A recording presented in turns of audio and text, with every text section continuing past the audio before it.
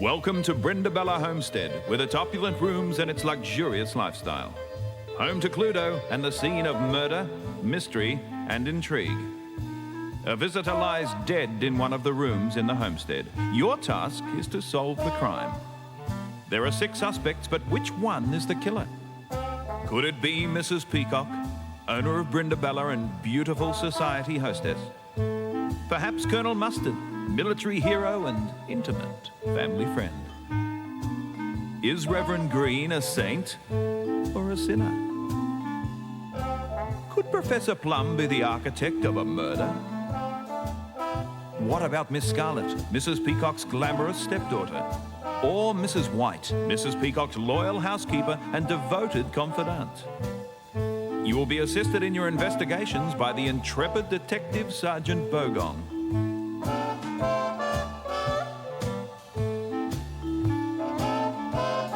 And now your host for Cluedo, Ian McFadgen.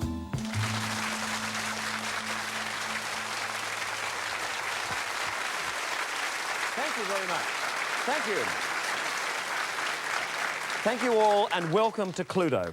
You know, we all love tales of mystery and murder and intrigue. For years, people have been fascinated by the exploits of great detectives, such as Sherlock Holmes or Sam Spade, Philip Marlowe, Columbo. Well, Cluedo is a mystery show where the audience gets to be the detective. It's based on the famous Cluedo board game, and just like that board game, the aim of the game is to identify the murderer, the weapon, and the room in which the murder occurred. Now, the winner not only gets the satisfaction of nailing the killer, they also win this fantastic holiday from Continental Airlines. Tonight's Cluedo winners will fly off with Continental, stay at an outrigger hotel in Honolulu, and then on to Disneyland and the Quality Hotel for a total of 6 nights. Every week, Cluedo prizes are proudly brought to you by Continental Holidays, the value holiday specialists. Yes, that's a great prize. OK, now to the rules of the game. Just like the board game, there are 6 possible suspects who committed this crime. They are Mrs. Peacock, Professor Plum, Miss Scarlet, the Reverend Green, Mrs. White, and Colonel Mustard. There are also 6 possible murder weapons, and here they are on display for you to see. There's a shotgun, a dressing gown cord, a brass clock, some rat poison, a stone ornament, and a large kitchen knife. And we know that the murder occurred in one of 6 rooms of the house: the library, the kitchen, the dining room, the lounge, the study, or the billiard room. Now, the studio audience have 3 dials in front of them, and at any time throughout the show, they can pick any combination of murderer, weapon, and room. And the winner will be the person who gets the right combination and sticks with it right through to the end of the show. So what you've got to do is watch for clues, and you've got to watch very, very closely. You've got to see if you can spot the weapons, see if you can work out the motives, and see if you can examine those rooms for clues. It might be worth getting a paper and pencil to do this. But now let's review the events leading up to the murder. Let's cross now to Brindabella Homestead, where Colonel Mustard is trying out his latest acquisition.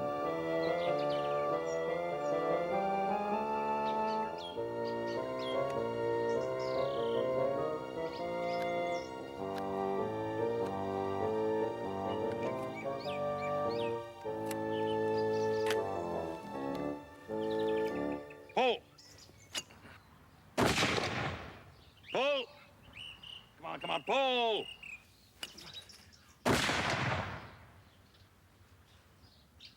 Nice shooting, Colonel. Looks like you've made a good purchase. Yes, it has a nice feel to it. Curious that you'd go to all this trouble for a clay pigeon shoot at a country fete. Curious for you, Professor, perhaps, but certainly not for me.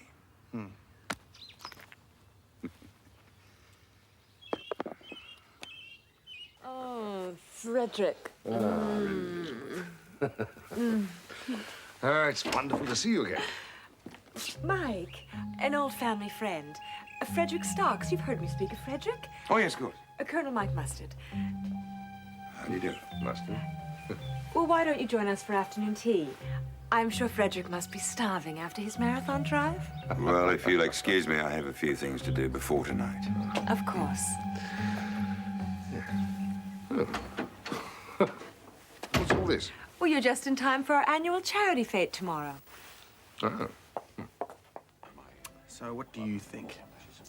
Very appealing. Dear Mother's excelled herself this time. No need to be quite so enthusiastic, Vivian. He is another stray your stepmother's brought home. Stray. That little doggy could sport a diamond-studded collar should he choose to. He's loaded. Look, all they do is shuffle paper, these entrepreneurs. The financial reporters hear all the rustling, and they think it's real money. It's not. Still an interesting sound, Peter. Do I call you Reverend Green or what? Since you chaps have abandoned the collar, one hardly knows. Oh, Clem will do fine, but call me what you like as long as you support my stall tomorrow. Oh, Clem's crusade in life is to save the black-banded potteroo. Somebody better tell me what a potteroo is before I make a fool of myself. It's one of our native marsupial rat kangaroos. Yes, something that I consider to be one of the Creator's finest creations.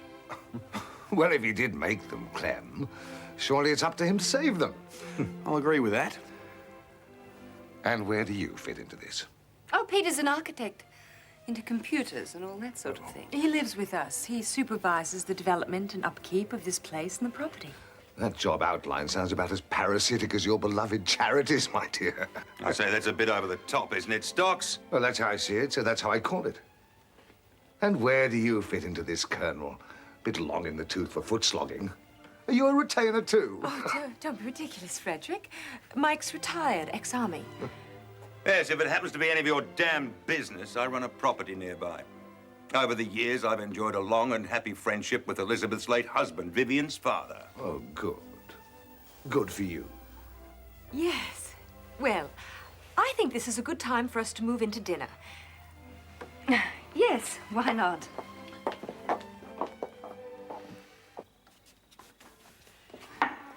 We're ready to sit down? What's this one like?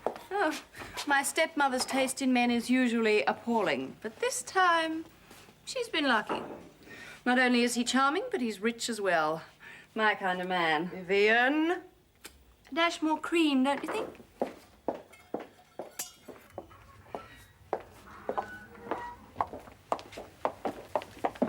Oh, Mike, you next to Clem. Frederick? Everyone be seated. Well, good wine, good friends. Yeah. This has the makings of a great occasion. Why don't we tell them now? We've got some wonderful news for you. Elizabeth and I are engaged. We plan to get married as soon as possible.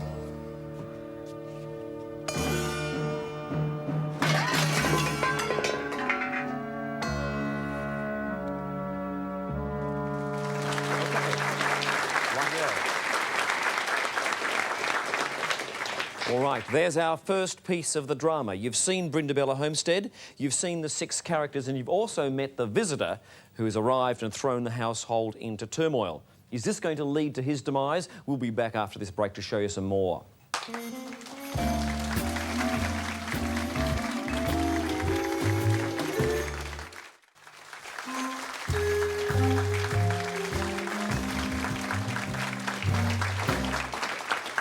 Welcome back. In case you've just tuned in, we're all trying to solve a murder here.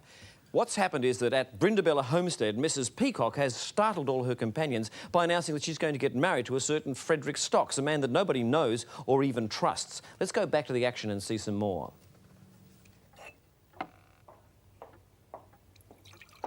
How is she? She seems all right. Claims it was only the heat. Probably overdid the gin again. Yes. Actually, I'm glad of this opportunity to have a word with you. After the happy event, my dear, Frederick and I would like to be on our own. We're sure you'd understand, and I'm sure you'll have no trouble finding someplace suitable. I've always considered Brindabella very suitable, Mother. Which is hardly surprising, since it was built by my great-grandfather, and I've lived here all my life. All the more reason, Vivian, why you should get out and see more of the world. I suppose I have to accept that Daddy left the place to you. But if you don't mind, I won't start packing and running off for a day or two yet. They do say there can be many a slip between loving cup and lip. to the happy couple.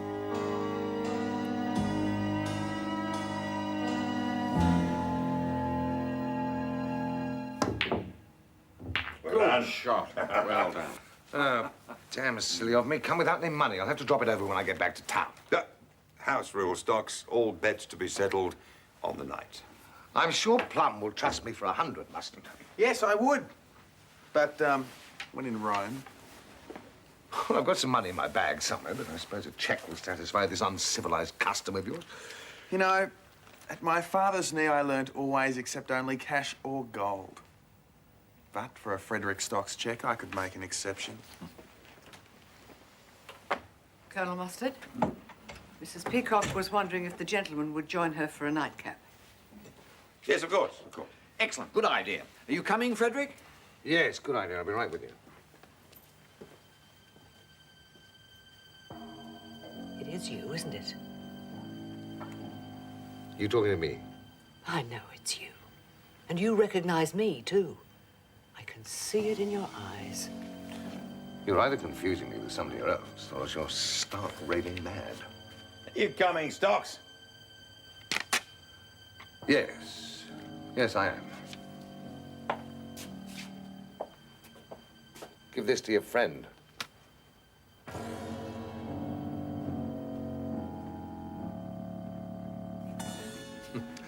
Well, I've really enjoyed your fascinating company, everyone, but I'm afraid I'm going to have to toddle off to bed. Oh, poor dear's out on his feet. Good night, darling. Good night. Yes, I must be off too. A big day tomorrow. Oh. You coming, Mustard? No, not just at the moment, thank you. Thank you for a splendid meal. I seem to have missed saying good night to Vivian. Would you do that for me? Come on, Green. Yes. I'll show you out. I don't believe you should be too late either, Mike. Elizabeth, have a drink with me, I think you've had one drink too many, Mike. Oh, one last drink. Surely I'm entitled to that. Mike, dear Mike, try to understand. It hasn't been an easy decision, but I do love him. I was hoping you'd learn to accept things and wish us well. But I want you to always remain here, a very special friend. Yes. With him, the new master of the manor. Mike, don't be late.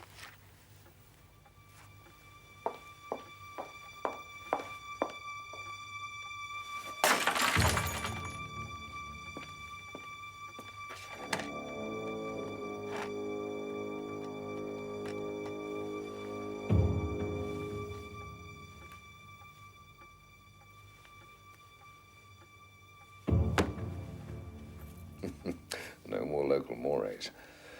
I've already been exposed to some of your rather strange customs over the billiard table. Yes, well, I think you'll find this one a little more interesting. We're very trusting folk out here. So trusting no one ever locks their door, day or night. Oh. Such trust is very reassuring. I thought you'd be in bed by now. I'm to blame. Just having a little chat, getting to know my new daddy. Of course. That rather odd relationship never really occurred to me. Well, good night. Night. Good night. See you in the morning.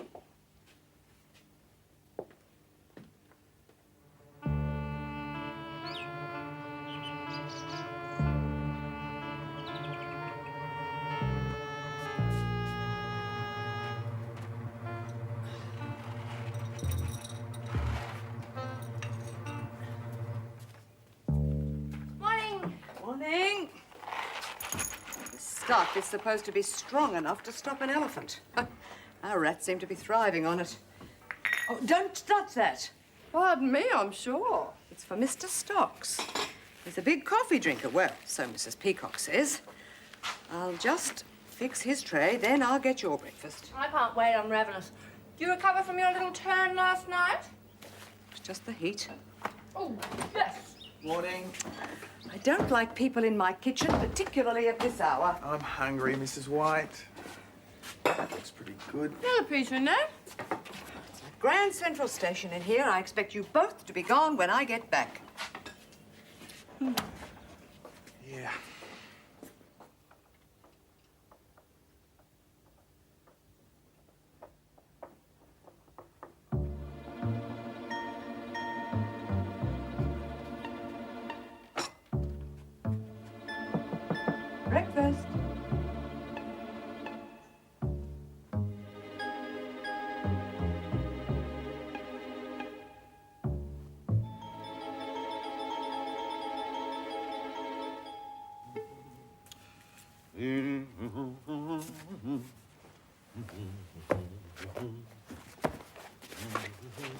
Good morning. Good morning. Great day for a fete, eh? Yes, yes, you've done it again. I have friends in high places.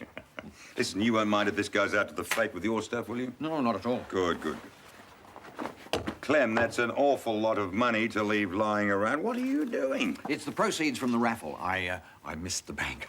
It can go in with the fete takings this afternoon.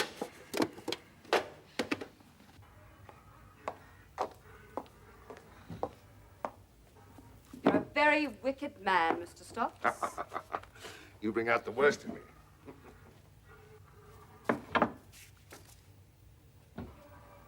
You look all in. Each year, this fate requires more and more work. I don't believe I'm quite up to it. Well, none of us getting any younger. I thought I could smell baking. We could use a hand. Just showing our guest over his new property. You're not still eating. Merely the appetite of a normal, healthy, active woman. I'll pitch in and do my bit when I'm ready. I don't know. Are you sure you're all right? What am I going to do, Mrs. White? There's something I need to tell you, but not here.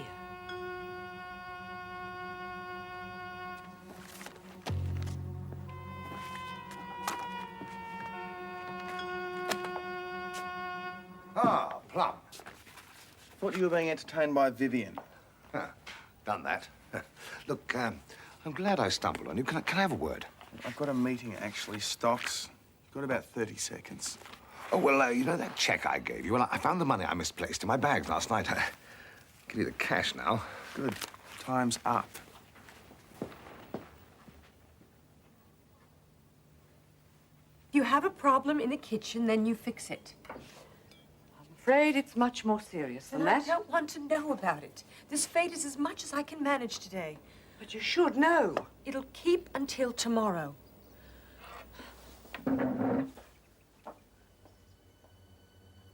Is that so? Well, it's nothing less than I'd expected. Yep, George, thank you very much for your help. You've been great. I owe you one. Yes. Goodbye. We're running out of time. We're not the only ones, Clem. We are not the only ones. Just give me 15 minutes, will you?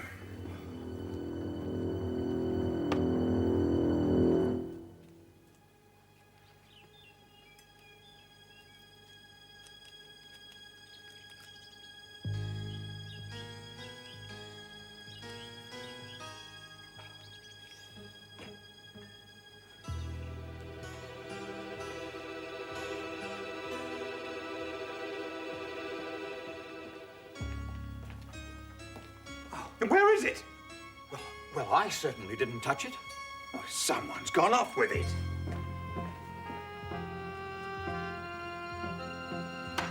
You were there, Clem. You saw me put it on the table. Is there a problem, Colonel? My gun. Has anybody seen my gun? No. Perhaps you should check the boot of your car. He's dead! Come quickly! Oh, my God! He's dead! Oh. He's dead. All right. So it seems that while the members of Brindabella were getting ready to go to their fate, Frederick Stocks met his. But now the eternal question, who done it? Already the members of the audience here are going mad with deductions and hypotheses and twisting their dials. We're going to be back after this break to interrogate the suspects.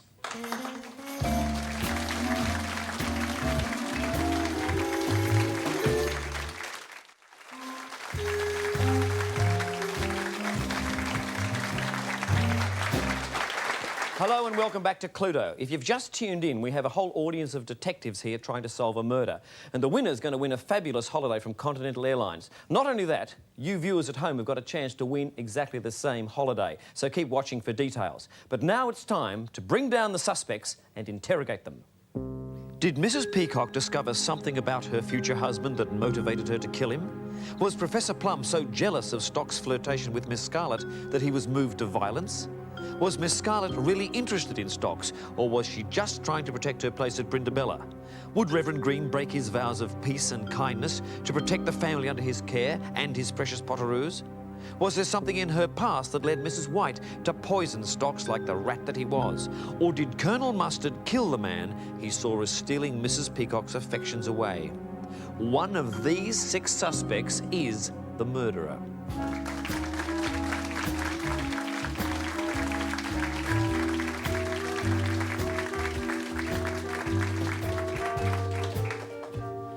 Now, looking around, our audience of sleuths have already formed opinions as to who the murderer is. If we look at our central computer, we can see that 18% of the audience now suspect Professor Plum.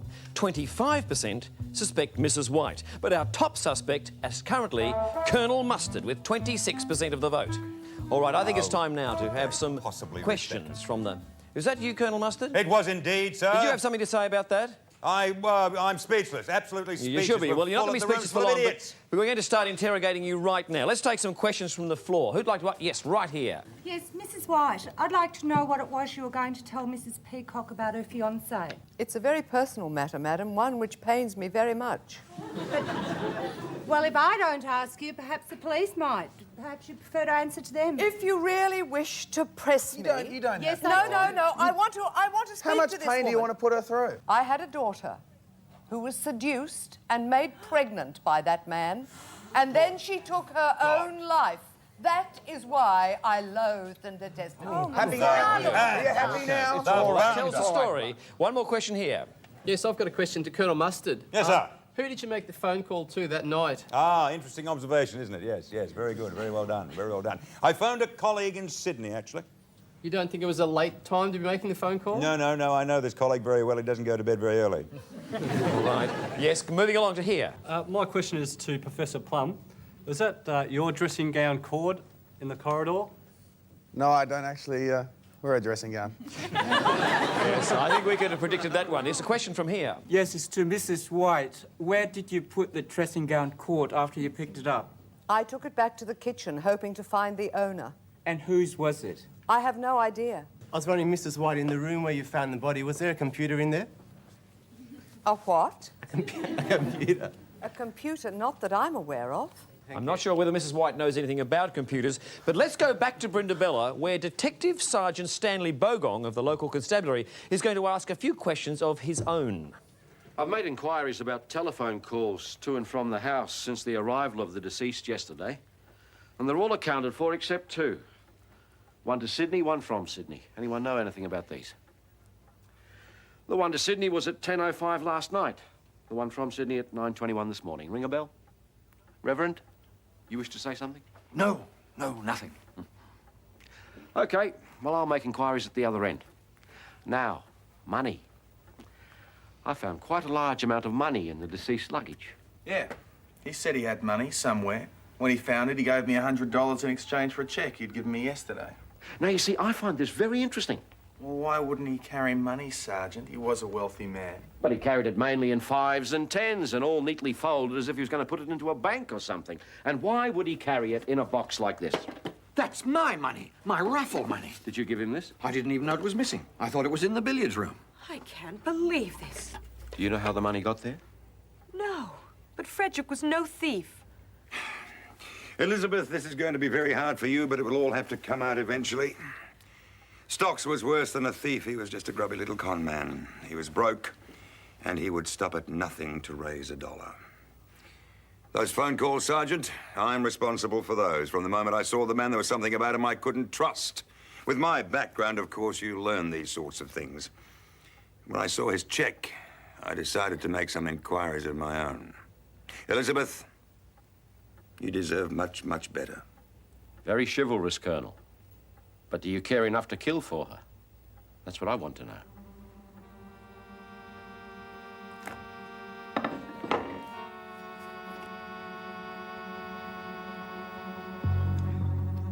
That's what I like to see. A solid piece of rump. You were the only one that didn't look surprised when the Colonel dropped his bombshell. I'm going to have to find out why. Yes, I knew him.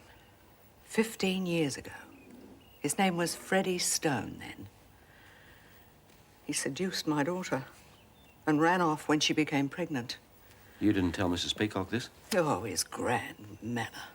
He had a beard then. I wasn't sure it was him at first. Oh, damn thing. So blunt you could write to Jericho on it. Well, why couldn't your daughter have identified him for you? My daughter died, Sergeant, 15 years ago. By her own hand. So you blame him? I listen to the Reverend Green every Sunday, Sergeant. I try to do what he tells us, forgive and forget. And can you?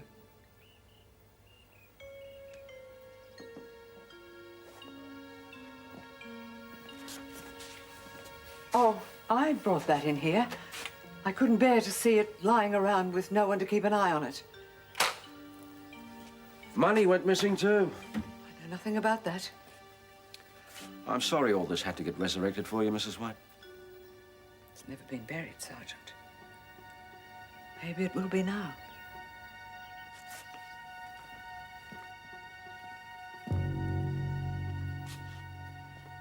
Oh. Whose is this? I don't know. Okay. The clues are building up. The minds are ticking. We'll be back with more after this break.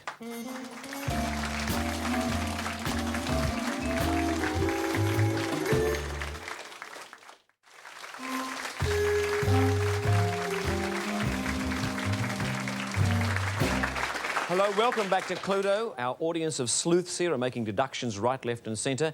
Looking at our central computer, we now see that the suspicion has shifted. Now 18% of their audience suspect Professor Plum and 18% suspect Miss Scarlett. But our top suspect is now Mrs. White with 35% of the vote. Oh. Who amongst you, honestly? Now, I think it's time to go back to Brenda Bella and watch a little bit more of Sergeant Bogong's investigation.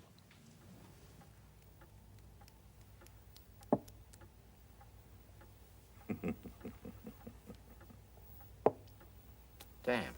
I thought I had you cornered. One has to think ahead, Sergeant. It's called strategy.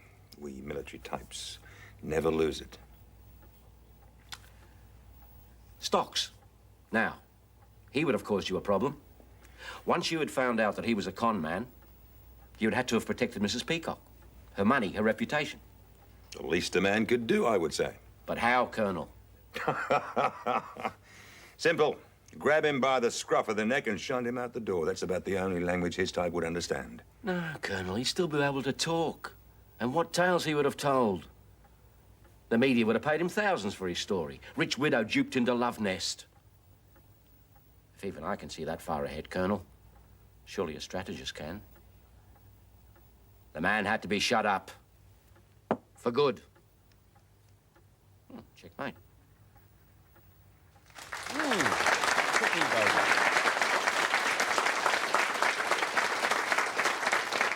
Bogong is certainly a tricky customer. Look, I think it's time that someone ventured an accusation about one of these suspects. I'm going to ask this chap here to tell me what he's got on his dial. Who is your murderer, your weapon in your room? I have Mrs. White. Mrs. White. The rat poison. With the poison in the kitchen.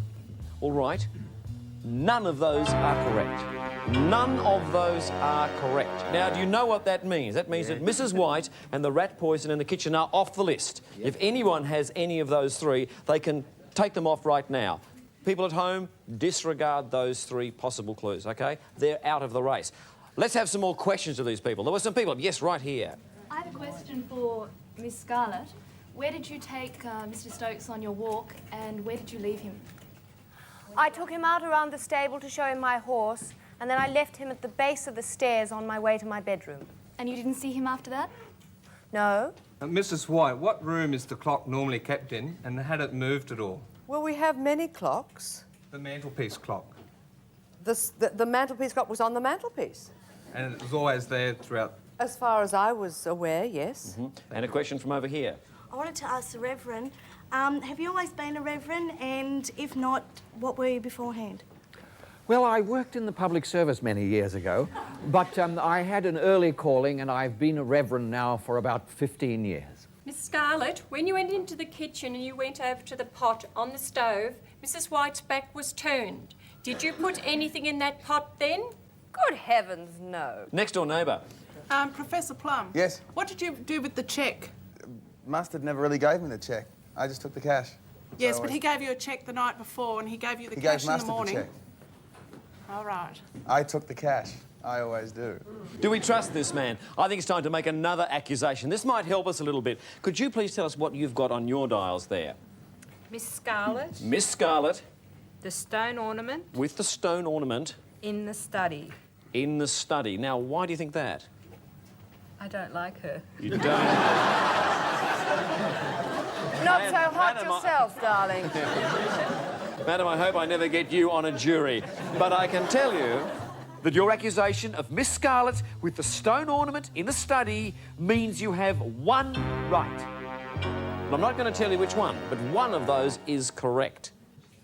OK, we're going to come back with some more clues after this break.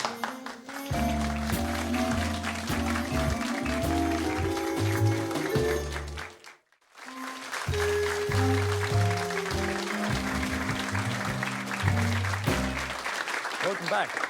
Welcome back to Cluedo. In that last segment, we eliminated one of our suspects. Mrs. White is now off the list. So looking at our central computer, we now see that our top three suspects are the Reverend Green with 20%, Professor Plum with 23%, and our prime suspect, Miss Scarlett, with 27% of our audience's suspicions. Let us go back to Brindabella once more and see Sergeant Bogong wrapping up his own investigation. Oh, it's you. I'm sorry, your door wasn't locked. This is a beautiful old place you got here. Beautiful. That's something to look forward to, an inheritance like this.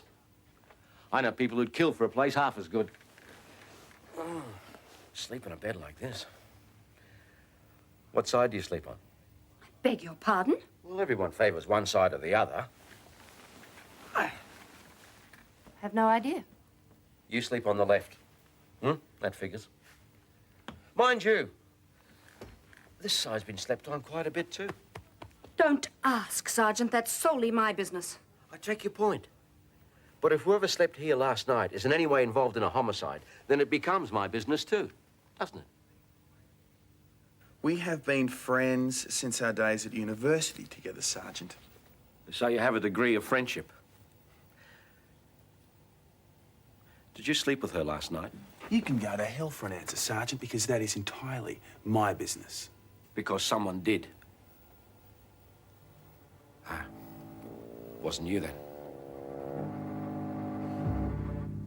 All right.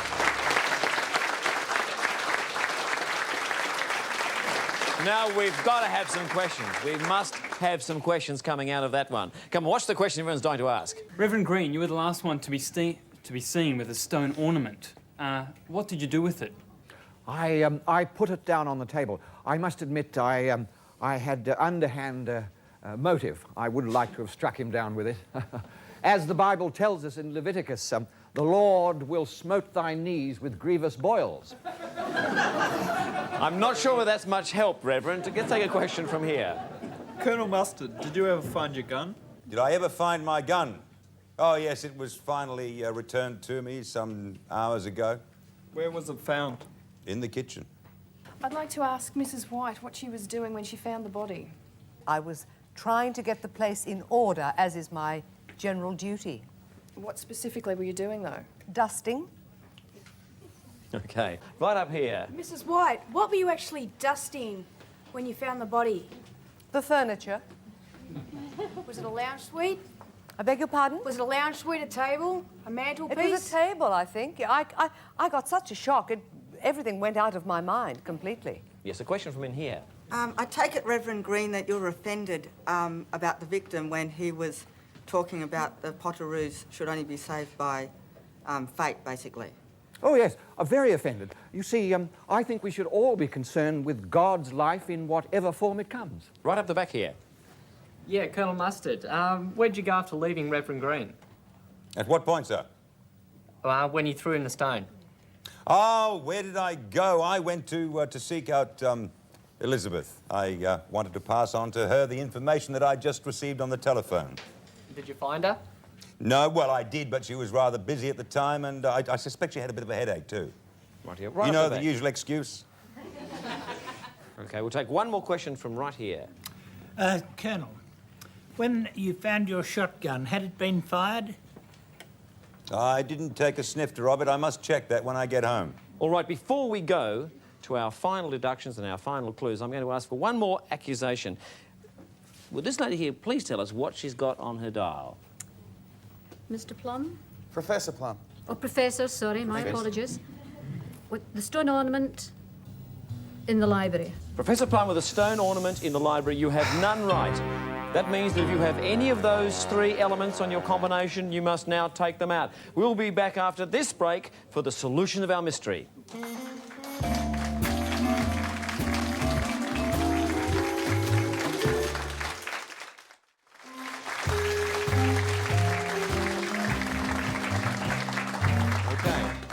We're coming now to the end of our murder investigation. And just before we lock off our central computer, I'm going to ask one more contestant to tell us who they think was the murderer, what was the weapon, and which was the room. Could you tell us what you've entered on your dial there?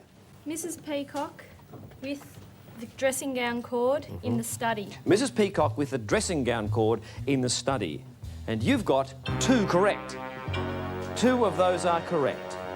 All right, now, everybody, I'm going to give you 5 seconds to make your final selections starting now. Everyone's making their final decisions, thinking about what they just heard. And the computer is now locked off, everybody. We now have your final hypotheses as to who committed this crime. Let us return to Brindabella Homestead to find the solution to our mystery. Come in. The murderer always returns to the scene of his crime, they say. I didn't do it, Mrs. Peacock. No, but you know who did. I can still see him lying there, where he fell. The sad part is, I did love him. Maybe even enough to marry him, even though he wasn't who he professed to be. I wasn't marrying him for his supposed money. Brindabella's all that I ever wanted in life. I could have safeguarded that. I think we still could have been quite happy. But he went too far. I woke up in the middle of the night, and he wasn't by my side. I went to look for him.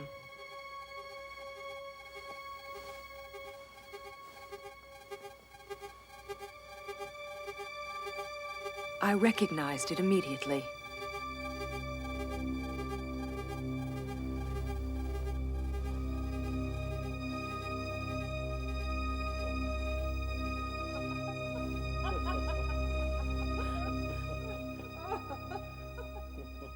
My stepdaughter, under my own roof. I could never forgive him that. I was going to ask him to leave after the fete, but I realized I could never keep up the charade. I fortified myself with a cup of tea, then confronted him. Get out. Right. But it's going to cost you plenty. Or I go straight to the scandal sheets. You pay me the 20,000 they would, and I'll keep my mouth shut. You don't imagine I keep that kind of money on the premises? Oh, I'll trust you. I'll even leave you a forwarding address. At last, I saw the man for what he was. He'd robbed my friends, blackmailed me, bedded my stepdaughter, betrayed my love. Something snapped.